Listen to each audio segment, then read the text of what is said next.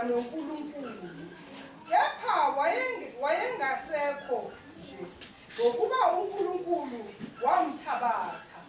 Hallelujah. Ngicela uphinde lapho uEnoch wayehamba noNkulunkulu. Yes, verse 24. uEnoch wayehamba noNkulunkulu. Oh yes. Amen. Kepha wayesengasekho nje ngokuba uNkulunkulu wamthabatha. Enoch wayehamba noNkulunkulu. Enoch wayehamba noNkulunkulu. Lithi kepha wayengasekho nje. Amanye amabhayibheli athi wavele wanyamalala. Unyamalaliswa yini bazalwane ngokuthi uhamba noNkulunkulu. Bese lithi egcineni ngokuba uNkulunkulu wamthatha bazalwane. Iyangale kumaHebheru chapter 5 11 verse 5. AmaHebheru chapter 11 verse 5. Ngokuba uEnoch wathathwa ukuze angaboni ukufa akabe asafunyana ngokuba uNkulunkulu wayemthabathile ngokuba engathathwanga ufakazelwe ukuthi wayethokozisa uNkulunkulu. Andalana lamagama athi engakathathwa wayethokozisa uNkulunkulu. Hallelujah. Ngicela nje sibheke kancane le ndaba bazalwane. Kahle like i-obituary. Ngiyayithanda kakhulu i-obituary. Hallelujah. Kimi baluleke kakhulu bazalwane i-obituary. Noma ngifika emngcwabeni ngiyayilalela i-obituary bazalwane. Wangilalela ngifuna ukwazi ukuthi lo muntu njengoba bekade akhona emhlabeni waphila yini into ayenzile bazalwane. Kule ndaba esifunda kuyona bazalwane uEnoch beka ku generation ye7 bazalwane. Uma ngabe uqala lapha ku verse 1 bazalwane lithi uAdam uma ngabe eseneminyaka e130. Yes, ana 130 bazalwane. Lithi wazala uSethi. Hallelujah. Uma ngabe eqeda ukuzala uSethi, lithi iBhayibheli ke uAdam ke wahamba emhlabeni. Wayesefa eneminyaka e930. Uma ngabe ena 130 wathola umntwana uSethi wahamba emhlabeni. Wahamba wafikelwa isikhathi sakhe sokufa bazalwane ena 930 years. Ngisho uAdam bazalwane. Hallelujah. Uma ngabe uqhubeka lithi iBhayibheli ke uSethi wazala uEnosh. Hallelujah. Umzala nini uEnosh? Lithi ke umzala uma ngabe eseneminyaka e105. Bephilwa bazalwane. Hallelujah. Uyabona ngalesiya sikhathi bomkhulu Nkosi nje yibe kumele ngabe basise youth. Sikhona bazalwane. Umkhulu Nkosi nje ngabe usase ku youth stage. Abanye bethu kumele ngabe basancela ngalesiya sikhathi bazalwane. Hallelujah. Lithi ke uSethi uma ngabe ana 105 wazala bazalwane. Wazala uEnosh. Lithi ke waphila iminyaka ewu912. Hallelujah. 912. Kusho ukuthi uma ngabe eqala ukuba ubaba oqinile bese ala kuma 500 years. Sekubaba lapho oqinile bazalwane uEnosh. uEnosh bazalwane lithi yena wathi eneminyaka ewu90. Kusho ukuthi washeshe wazala ke yena ena 90 years. Wazala uKenan. Hayi khona la siyakhona bazalwane. Khululeka nje ngulethele le obituary bazalwane. Hallelujah. ena 90 years wazala uKenan. Uma ngabe aqeda ukumzala lithi iBhayibheli ke wahamba emhlabeni. Bonke labantu engikhuluma ngabo bazalwane lithi iBhayibheli ke uma baqeda ukuzala bahamba emhlabeni. Ayikho into abayenza kodwa benza njani bazalwane bahamba emhlabeni. Lithi iBhayibheli ke uKenan wafa emhlabeni noma wandlula emhlabeni asana 905 years. Hallelujah. uKenan yena uthe uma ngabe ana 70 years youth ke leyo yanga leso sikhathi.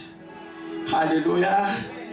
Ngiyabona nje ngalesikhathi samanje abedinga uswazi simshaye ukuthi ugangile uzale usasemncane 70 years. Lithi iBhayibheli ke wazala uMahalaleli.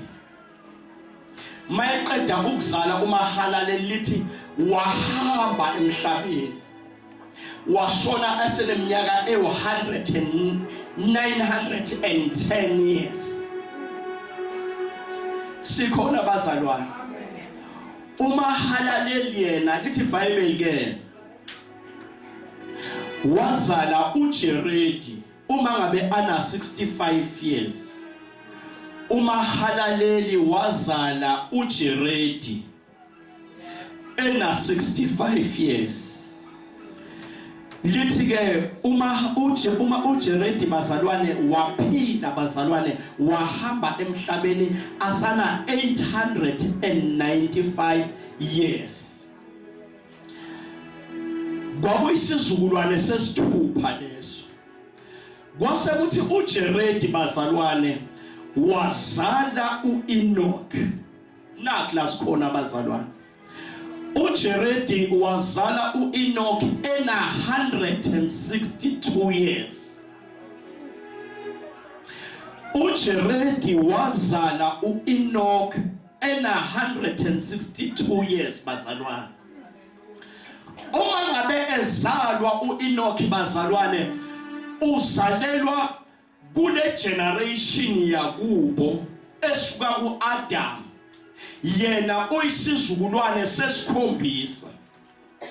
Uma ngabe sikhuluma ngesizukulwane sesikhombisa noma sikhuluma ngonumber 7 yila kupheleliswa khona izinto zikaNkulunkulu. Completion kaNkulunkulu ipheleliswa kunumber 7 bazalwane. That's why iBhayibheli lithi uJesu wakhuluma amazwi ayisithupha wathi ngelogcina bazalwane wathi kuphelele kufeziwe wabese uyafa kwase kuphelele bazalwane ngoba icompletion kaNkulunkulu bazalwane. Uma ngabe ubheka iviki liqala eosukwini lokuqala kuze kuye osukwini lesikhombisa bazalwane. Uma ngabe ufika osukwini lesikhombisa yila kunqamuka khona. Wafika kunumber 7 yila kunqamuka khona bazalwane. Maqede bese kuqala izinto ezintsha. uEnoch bazalwane yila kwakunqamuka khona le generation bazalwane. Igeneration kaAdam bangcwele yila ichain yayikade inqamuka khona. Ambuye labazalwane ufike uyifundele wena ekhaya. Bonke labantu abazelwe bazaliwe baphila bahamba bazala bafa. Ayi i-obituary yabo bazalwane ithi uzaliwe waphila wahamba maqede wafa. Ene bonke bekwenzakala into eyi-1 bazalwane.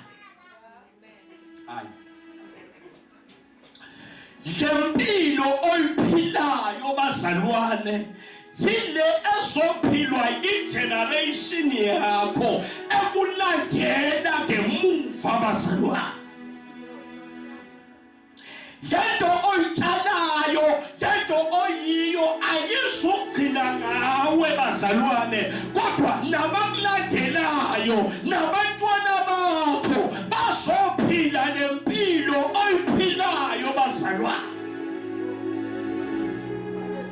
That's why uma ngabe uya emakhaya kunezinto abangafuni ukuyisusa kuthiwa lezi zamiswa umkhulu babomkhulu ukuthi wonke umuntu ozalwa kule family kumele aphile kanjena egameni likaJesu. Hallelujah. Wazalwa uEnoki bazalwane. uEnoki uma ngabe ezalwa bazalwane, isihloko sami bangcwele sithi hamba noNkulunkulu. Uma ngabe ezalwa uEnoki wazalwa ngesikhathi esibi bazalwane.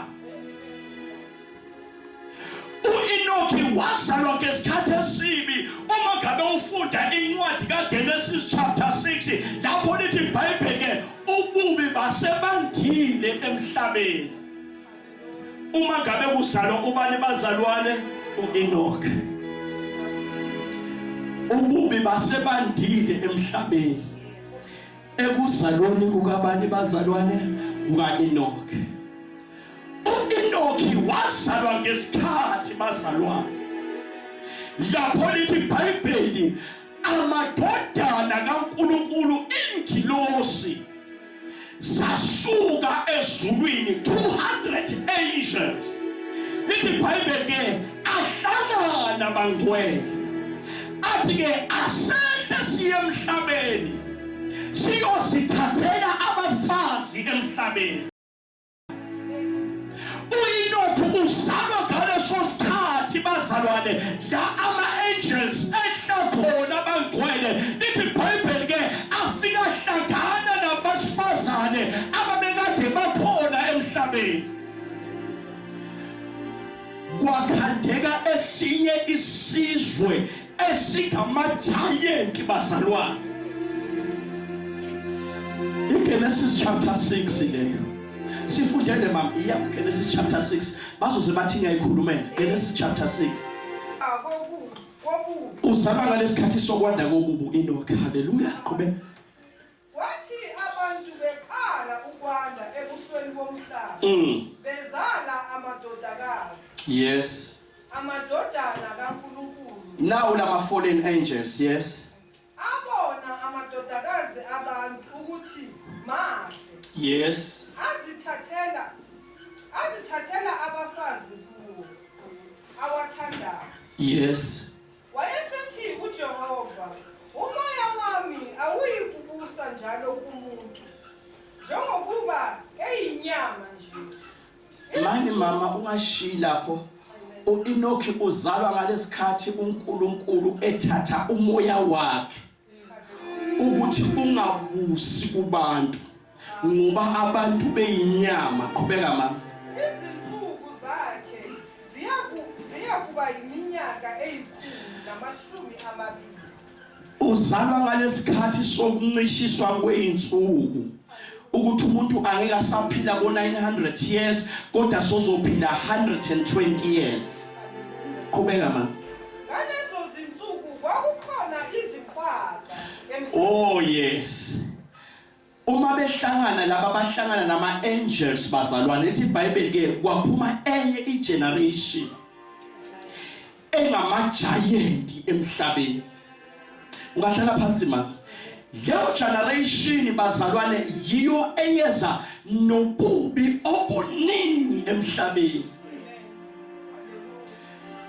Ngicela ukuyibeka eceleni ngoba kunezinto eziningi mfundisi ukubheka ezalethwa ileyo generation ezikhona emhlabeni athi uNkulunkulu akayifuni kubangcwele bakhe. Why engayifuni? Because sezana ama fallen angels kileso sisizukulwane esaba khona ngaleso sikhathi. Uma ngabe uqhubeka neBhayibheli nje bazalwane uyifundele. Lithi iBhayibheli ke uNkulunkulu wathumela the angels ukuthi ke kubanjwe lezo ingilosi. Incwadi kaJuda chapter 1 verse 6 sifundele yona mama. Juda chapter 1 verse 6. nezingilosi ezazingagcinanga ubukhosi bazo. Azigcinanga ubukhosi bazo ezulwini njengoba zehla zehlele emhlabeni. Zalishiya ikhaya lazo elisezulwini. Izigcinele ukulahlwa kosuku olukhulu ngezibopho ezimiyo phansi kobumnyama. uNkulunkulu wabona ukuthi kuzomushakala kakhulu gokoloti kwathathwa lezo ingilosi lezo zafaswa ngamachain bazalwane zayobekwa le ku bottomless pit. That's why lithi iBhayibheli ke abangcwele uma lithi thine njengabantwana bakaNkulunkulu bukani uma ngabe esebuyile uJesu ibandla sesahlulelwe sathola imiqhele yethu. Lithi iBhayibheli ke sizawuphinde sinikezwe umsebenzi nathi wokwahlulela ingilosi ezingaligcinanga ikhaya lazo ezulwini. Amdlule nje bazalwane kuleyo. Uzalwa ngaleso sikhathi uEnoki bazalwane kunuka emhlabeni. Ayelithi iBhayibheli ke ngaleso sikhathi because la bese kukhona imibuso emibili. Kunombuso kaKhayini, kunombuso kaAbel. Hallelujah. uKhayini wabulala umfowabo uAbel. uAbel wayekade eyilungele bazalwane. Lo moya wokubulala uma ngabe ufunda eBhayibhelini lithi iBhayibheli ke lawo ma-giant ayekhona emhlabeni kwakuchitheka igazi emhlabeni. Kwase kubulawana bazalwane. The reason why kwakumoya kaKhayini egameni kaJesu. And uEnoch ngoba sikhuluma ngoEnoch abantu bengamfuni uNkulunkulu. Uma ufunda encwadini it's Matthew chapter 24 uthi kuyoba njengaseyinsukwini zikaNoah lapho bebaphuza bendisa kwaze kwafika usuku uNoah angena ngalo emkhunjini. uEnoki bazalwane uzalwa ngaleso sikhathi bazalwane egameni likaJesu Kristu waseNazaretha. Sikhona bazalwane. Uma ngabe ezalwa uEnoki bazalwane uma ngabe uya ku history yakhe bazalwane. Lithi iBhayibheli ke wazalwa uEnoki maqede wenza iresearch ngempilo yekhaya lakubo. Uma ngabe enza iresearch wathola ukuthi umkhulu wakhe ogama lakhe liuAdam wake waphila noNkulunkulu. Kusemnandi emhlabeni isono singekho emhlabeni uAdam waphila noNkulunkulu. Ehla uNkulunkulu bazalwane azobona isithandwa sakhe esuAdam kuphi khona bazalwane ensimini yaseEden. Kwavuka enhlizweni kaEnoki ukuthi nami ngiyayifuna le. Sikhona bazalwane. Uma ngabe eya kuJeradini ubaba wakhe bazalwane wamtshela ukuthi impilo ukuze ufike la kumele ube ngumuntu okhulekayo, umuntu odumisa uNkulunkulu. uEnoki waba ne-challenge bazalwane. Uma ngabe ephula uEnoki akaphulanga njengabanye abantwana bazalwane. Kwakuthi uma ngabe badlala abantwana umphefumulo wakhe ube ulambele uNkulunkulu aphuma aye endaweni ayohlala khona ayofuna uNkulunkulu bazalwane. Bukani bazalwane ayofuna uNkulunkulu bazalwane.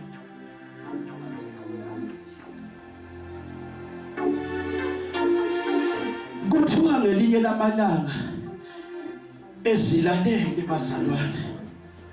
Hallelujah. uNkulunkulu wathumela the two angels ukuba kuzolandwa uEnoch. Sikhona egameni kaJesu. Mayefika amthola ulele bazalwane, bamvusa. Uthi uNkulunkulu asizokulanda. uNkulunkulu akakasakwazi ukuza emhlabeni because emhlabeni kubolile. Emhlabeni kuyanuka. Emhlabeni akusafani nasensimini yaseEden. Bamthatha uEnoch baphakama naye. Bayondlula ku first heaven bazalwane. Waze waya phambi kaNkulunkulu bazalwane. Yila aqala khona bazalwane ukunambitha izinto nokwazi izinto zikaNkulunkulu. Bukani ke bazalwane, lethi iBhayibheli ke uEnoch wahamba noNkulunkulu. Ngaleso sikhathi uEnoch bazalwane wabese uyaqala wenza njani bazalwane?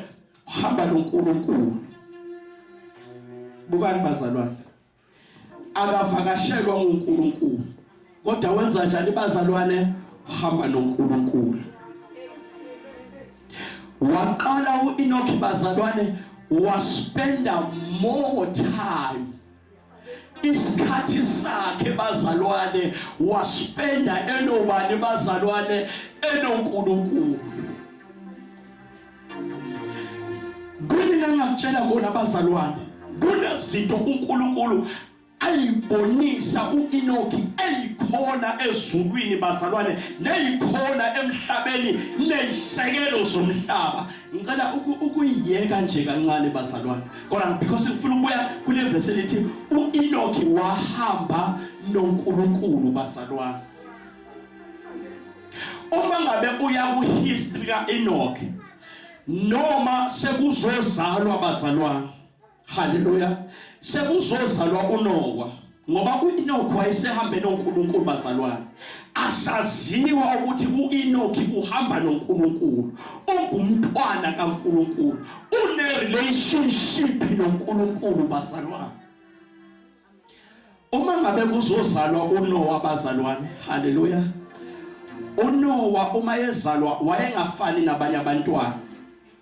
uNoah uma ngabe uya ku history yakhona kuthiwa uNoah wayemhlophe, amehlo akhe ayekhazimula, and ubaba kaNoah waze washola ukuthi namani lo mntwana lona why angafani nathi.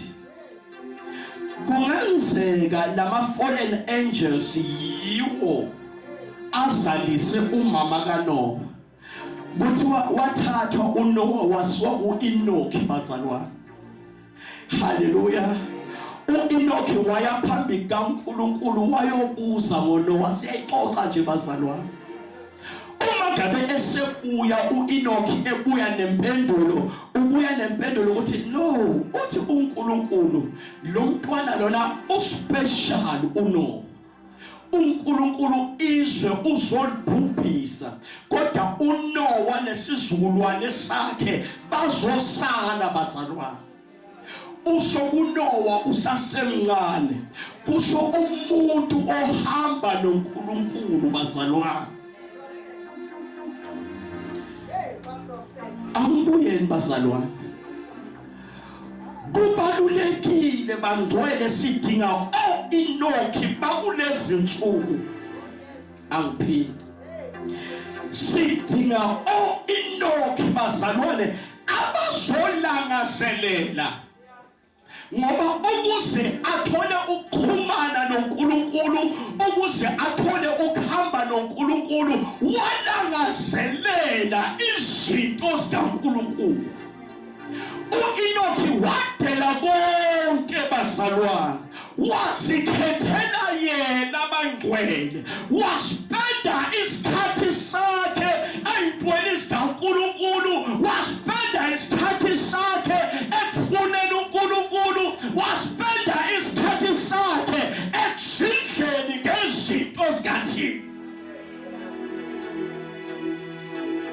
amazulu abuya ahlala naye bazalwane.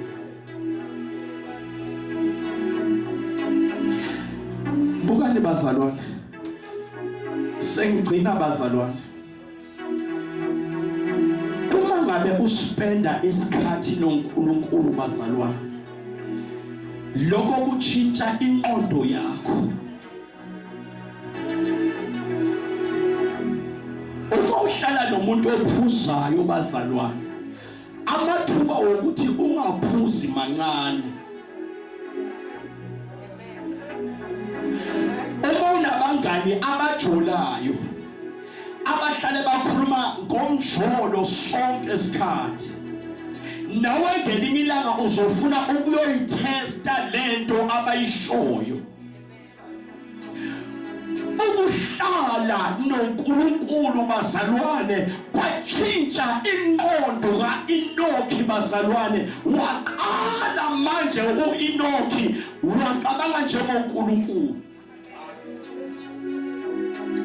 ephila la emhlabeni bangcwele, kodwa akasacabangi njengabantu aba-ordinary, kodwa ucabanga njengoNkulunkulu. Uspenda isikhathi nobani bazalwane noNkulunkulu. Ukuhlala noNkulunkulu bazalwane kwenza uEnoki bazalwane indlela abheka ngayo izinto bazalwane kwatshintsha amehlo akhe, waqala wabheka izinto njengoNkulunkulu bazalwane. Why uspenda isikhathi sakhe kuphi khona bazalwane? Ekuhlaleni noNkulunkulu. Ukuhlala noNkulunkulu bazalwane kwatshintsha i-character kaEnoki bazalwane. Ngiyabona ukuhlala nabafundisi, ngiyabona ukuhlala nebandla bazalwane, kuyenzeka uhlale nebandla ugcine sofana nawe, kodwa uEnoki bazalwane wahlala noNkulunkulu bazalwane. I-character yakhe bazalwane yatshintsha yafana nekaNkulunkulu bangcwele. Uma ngabe ukhumbula kahle lithi iBhayibheli uMoses wake wahlala for 40 days noNkulunkulu entabeni. Uma ngabe esebuya bazalwane, isikhumba sakhe sasesishintshile bangcwele, wayengasabhekeki bazalwane. The reason why bazalwane bekade ahlezi nomnini mandla onke, bekade ahlezi nomdala wezinsuku. Ukuhlala noNkulunkulu bangcwele kushintsha nje isikhumba sakho bazalwane. Ubuso bakho buyashintsha, buyasho ukuthi wena ungumzalwane ohlala noNkulunkulu bazalwane. Ukuhlala noNkulunkulu bazalwane, lithi iBhayibheli uEnoki wahamba, walk, hallelujah, eshaya iwalk woza mfundisi, hallelujah, eshaya iwalk bazalwane, enobani bazalwane, enoNkulunkulu. Ngamanye amazwi iwalk kaEnoki newalk kaNkulunkulu besifana bazalwane, sebahamba ukufana bazalwane, because ngiyabafundisa, because uEnoki bazalwane uhlala nobani bazalwane, noNkulunkulu bazalwane. Bukani bazalwane, uma uhlala nabantu abahlebayo uzogcina umhlebi. Uma uhlala nabantu bezindaba uzogcina undabeni. Angiyaxosa mamndabeni. Thethelele mama isibongo sakho. Uma uhlala nabantu bezindaba bazalwane, ukisho kahle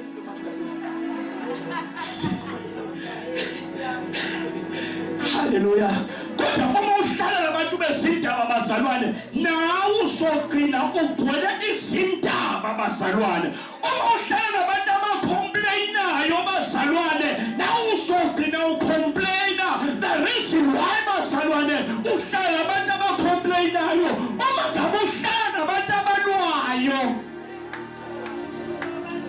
nawe uzogcina solwa bazalwane, usolwa nje kungekho lutho.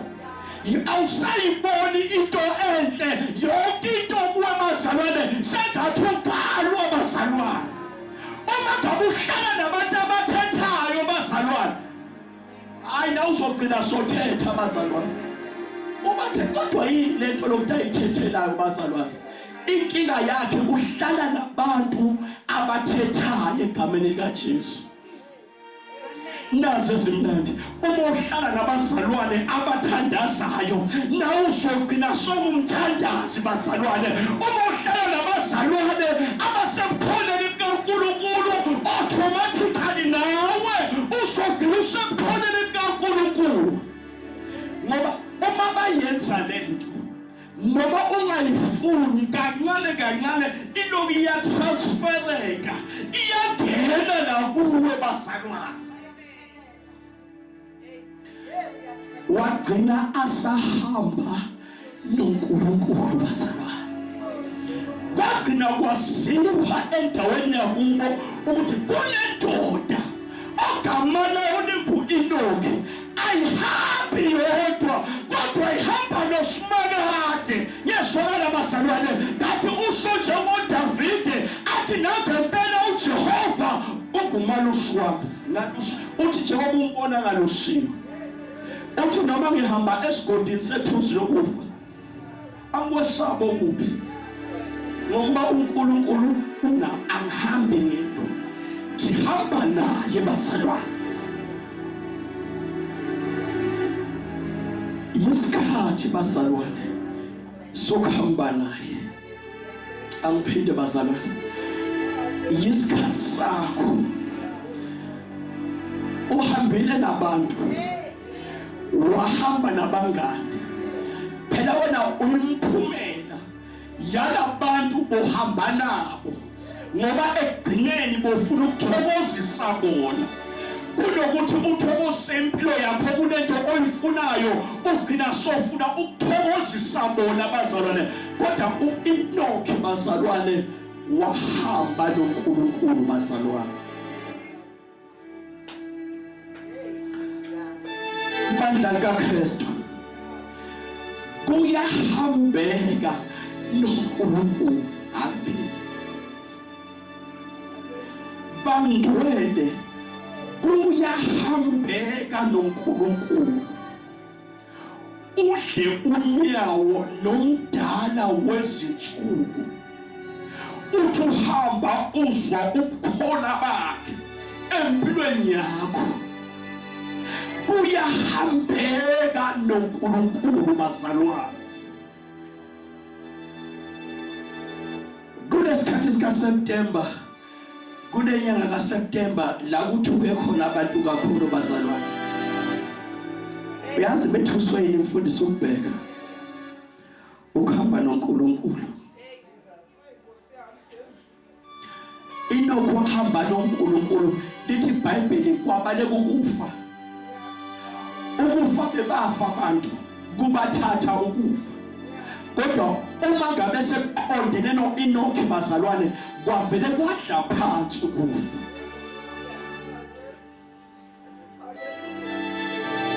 Uyabona uma ufunda incwadi kaEnoki bazalwane, yila ubona khona ukuthi zonke izinto ezikhona emhlabeni ziyaphila. Ayikho into engaphili ekhona emhlabeni. Kunezinto ekumele ukhulume nazo maqede izinto zenzeke. Kodwa senzeka kubani bazalwane? Kubantu abahamba noNkulunkulu bazalwane. Mawahambi noNkulunkulu bazalwane, uzawugcina sokhonza ngisho ingilosi. Angels kumele azokhonza wena. Ingilosi kumele kube uwe oyithumayo bazalwane, ungasokulandela izinto bazalwane. Kodwa kuzogcina sekuwuwe bazalwane obhawayo ukhonze ingilosi. The reason why bazalwane, awazi amandla wokuhamba noNkulunkulu. uzawugcina sokhonza yonke into bazalwane ekhona emhlabeni. Uzawugcina uthi sesiyobona khona cha asiboni khona. Hamba noNkulunkulu bazalwane. Sihamba noNkulunkulu bazalwane. Kulesi sikhathi sokugcina bazalwane, ngiyakunxusa egameni lika Jesu Kristu waseNazaretha. Hamba noNkulunkulu. Sidinga lolu hlobo okuzothiwa uobituary yabo.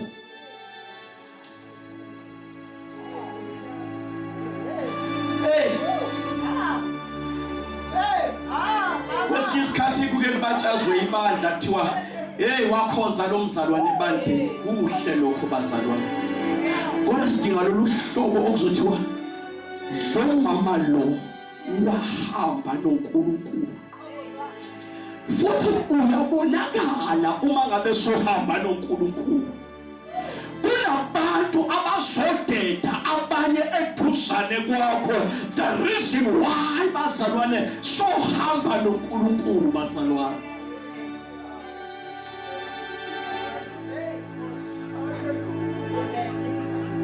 Ngisho ukuhamba noNkulunkulu bazalwane kuzotshintsha impilo yasekhaya lakho, kuzotshintsha impilo yefamily yakho. Ngoba sonjani bazalwane sohamba noNkulunkulu. Ukuhamba noNkulunkulu bazalwane, i-rapture yokuqala emhlabeni yenzakala ku-Enoch. Why ku-Enoch? Ngoba wayehamba noNkulunkulu. Lithi iBhayibheli ke uNkulunkulu wamthatha bazalwane. Njengoba i-rapture izokwenzeka, ibandla lizothathwa. Kodwa abanjani abazothathwa? Abahamba noNkulunkulu bazalwane. Ukuze ungasali nawe bangcwele, hamba noNkulunkulu. Hambile nabangane, it's enough. Hamba noNkulunkulu. Kunezinto uNkulunkulu afuna ukukukhombisa zona. Sikhona bazalwane, hamba noNkulunkulu. Kunendawo ekumele ufinyelele kuzo. Ukani bazalwane? Yisikhathi bazalwane la ibandla ekumele ngabe like lishiye bazalwane. Usigcine sila emhlabeni. Kodwa usizwe sesibuya ezulwini. Sithi usho kanje uJehova uthi akube nje ebandleni. Sesibuya ezulwini sikhona la emhlabeni bazalwane, because ibandla bazalwane lihamba noNkulunkulu. Hamba noNkulunkulu. Asivaleni amehlo ethu bazalwane.